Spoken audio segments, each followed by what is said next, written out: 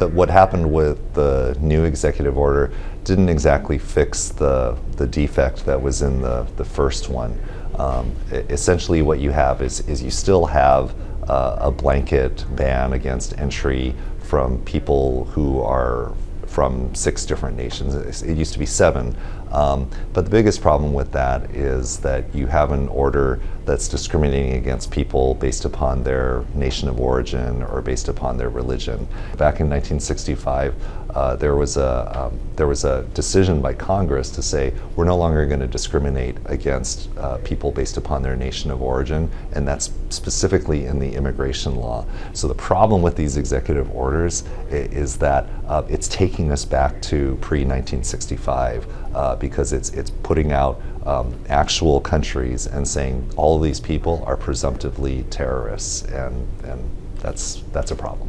75 years ago, you had another disenfranchised group where nobody was speaking up for them, and that was Japanese Americans here. And so I just feel very strongly that today in 2017, we've got to speak up. There are no boundaries to this order. So unfortunately, if there is no check against what the president can do in an executive order, there's nothing that stops him from expanding the order further or extending it and saying, well, it's 120 days, we'll do another 120 days, and then all of a sudden it's permanent. If we're going to have national security, and that's super important, we just can't have it under a framework where people from a certain nationality are excluded.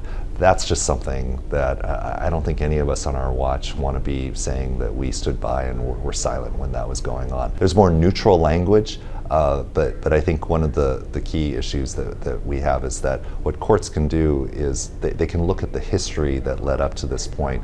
And so the problem is that as much as you can try to clean up the language that's in the new order, you still have all of the president's statements in 2015, 2016, 2017, his surrogates, all saying this is a Muslim ban. And so you can't erase that. And so to continue on with this just isn't the right way to go.